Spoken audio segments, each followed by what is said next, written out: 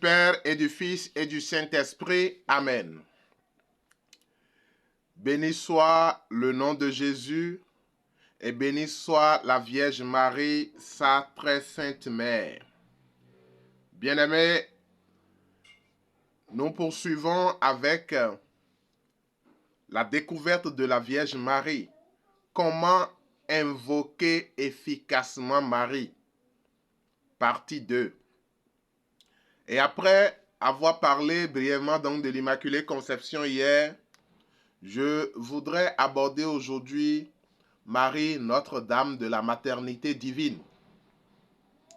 Vous savez, il y a quelque chose que nous perdons de vue ou d'esprit pendant ces périodes de fête. Lorsque nous arrivons au 1er janvier, par exemple, beaucoup pensent seulement à la fête, à la boisson, au repas et tout ça.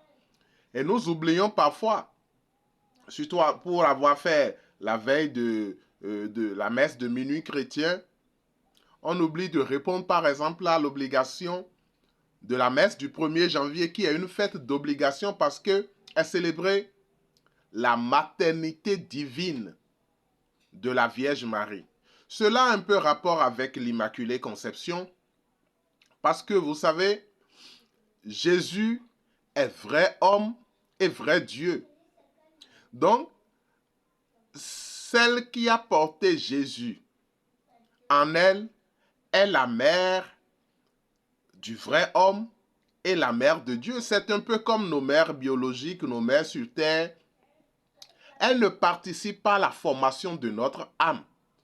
Mais les entrailles de la femme sont façonnées, n'est-ce pas, pour garder, pour accompagner la croissance en chair de notre corps. Mais l'âme, c'est bien sûr la volonté de Dieu qui introduit l'âme, c'est-à-dire l'homme au complet. Et l'homme n'est homme au complet que s'il est corps et âme. Et c'est pourquoi, par exemple, au décès de quelqu'un, n'est-ce pas, le corps devient corps. On dit le corps, on va amener le corps, on dépose le corps à la morgue, retrait du corps. Et l'âme, nous en occupons, nous disons de prier pour les âmes. Vous voyez, l'âme peut se séparer du corps. C'est quand l'homme et l'âme et le corps sont ensemble que ça fait homme. Et Jésus, donc, c'est la personne divine et la personne humaine de Jésus qui fait de lui Jésus. Et puisque, comme pour nos mères, tel que je le dis, elles ne participent pas à la formation de notre âme, mais une fois que tu es né, tu es enfant de la mère, on va dire la maman de telle personne. Et l'autre exemple qu'il faut prendre, une maman peut mettre au monde un petit Jean ou un petit Kodjo, un petit Bio, je ne sais pas. Et il est donc la maman de ce petit-là. Lorsque le petit grandit et devient un enseignant et devient un ministre, ça veut dire qu'il a atteint, ou il devient un général, il devient même le président de la République. Cette dame, l'enfant là n'est plus le petit Bio, le petit Jean qui est né, mais il est maintenant le président de la République. Et quand on veut parler de sa maman désormais, on ne parlera plus, frères et sœurs, de la maman d'un Bio, mais on dira la maman du président de la République. Et donc, Jésus, le grade le plus haut de Jésus, comme je l'ai toujours signalé, c'est Dieu. Jésus est Dieu. Et donc, on ne peut pas soustraire à Marie le titre de Marie, Mère de Dieu. Sainte Marie, Mère de Dieu, priez pour nous pauvres pécheurs. Elle est donc la Mère de Dieu et c'est cette fête qui est célébrée tous les 1er janvier. D'abord, il n'y a pas de mois où la Vierge Marie n'est pas célébrée. Donc, elle est célébrée tous les 1er janvier. La maternité divine, donc de Marie, peut être invoquée par des personnes qui ont un désir de maternité. Puisque l'enfant est le don de Dieu. Vous savez, dans les litanies de la Vierge Marie, parfois, c'est là aussi l'autre préoccupation. On peut rencontrer plusieurs sortes de litanies. Il s'agit de la même personne. Il faudrait qu'on soit clair dessus. Il s'agit de la même et unique Vierge Marie. Mais les litanies sont des louanges, sont des appellations, qui, euh, euh, sont des vocables qui demandent l'intercession de la Vierge Marie, qui louent la Vierge Marie et en même temps qui demandent son intercession, parce que après chaque vocable de la litanie, nous devons répondre priez pour nous. Et donc, l'objectif est de demander l'intercession de la Vierge Marie.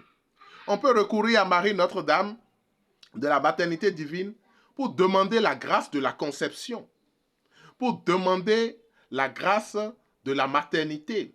Les foyers, les couples sans enfants peuvent recourir à Notre-Dame de la maternité divine. Ou à Notre-Dame de Guadeloupe. Nous allons revenir le 12 prochain, c'est la fête de Notre-Dame de Guadeloupe. Mais d'abord, pour demander cette grâce-là, on recourt à Notre-Dame de la maternité divine. Dans la reconnaissance que l'enfant est un don de Dieu. Et Marie en est l'exemple parce que l'ange est venu lui dire, sois sans crainte, le Saint-Esprit va te prendre sous son ombre et tu seras enceinte. Donc l'enfant étant la volonté de Dieu, le chrétien ne doit pas se perdre à aller chercher l'enfant dans les divinités, dans les fétiches, dans les gris-gris et autres. Il faut se concentrer sur celle qui est remplie de grâce.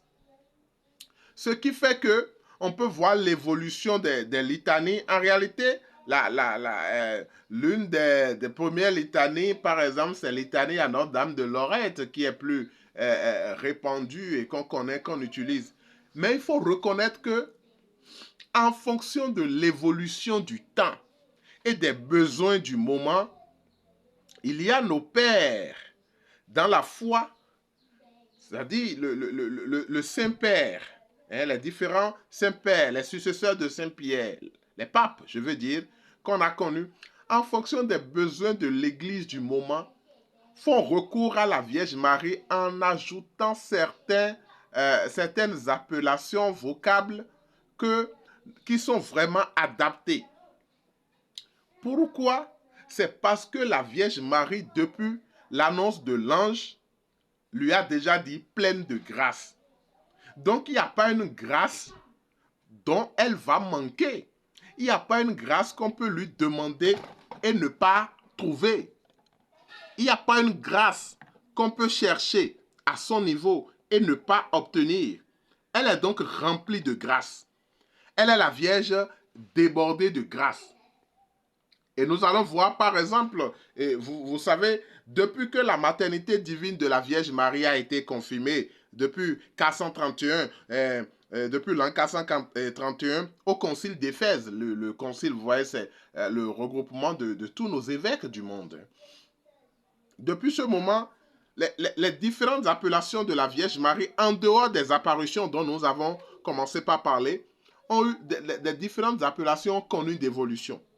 Prenez par exemple en 2020, où le pape François, parce que là c'est récent, décide d'ajouter à la litanie certains vocables, par exemple, Mater Misericordiae, Mater Spei et Solatium Migratium. C'est-à-dire Mère de miséricorde, priez pour nous. Mère de l'espérance, priez pour nous. Réconfort des migrants, priez pour nous.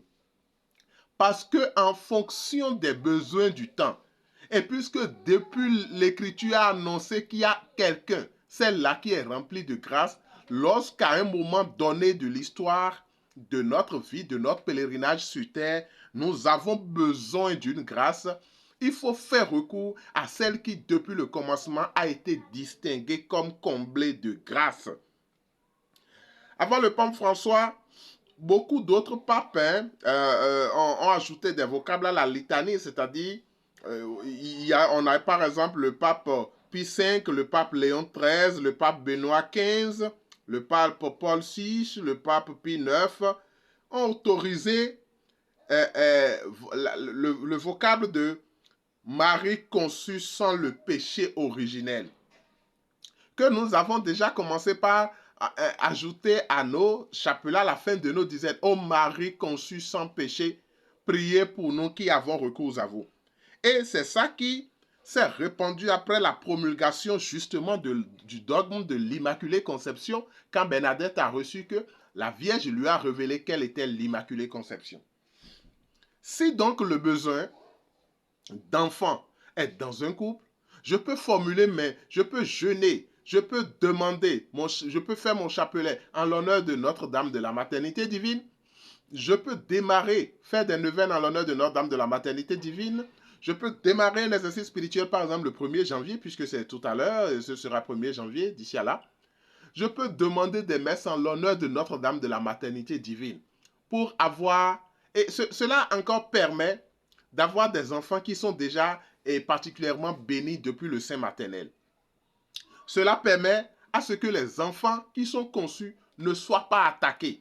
Dans un monde sévère aujourd'hui, dans un monde assailli par la méchanceté, la sorcellerie, lorsque le recours est fait à Notre-Dame de la Maternité Divine, les couples sont restaurés, les couples sont nourris en matière de la grâce de maternité. Ô Marie, Notre-Dame de la Maternité Divine, je te prie en faveur de tous les couples, de toutes les personnes qui m'écoutent en ce moment. Toi qui as reçu la grâce de porter Jésus sans le péché, toi qui as reçu la grâce de nous donner le Sauveur, va, s'il te plaît, Maman Marie, au secours de tous les couples qui pleurent, tous les couples qui désirent l'enfantement, tous les couples qui sont bloqués de quelque manière, et accorde-leur, selon la volonté de Dieu, d'obtenir la grâce de la maternité pour que le nom de Dieu soit glorifié au cœur de ces couples et que l'amour puisse grandir. Au nom du Père et du Fils et du Saint-Esprit. Amen.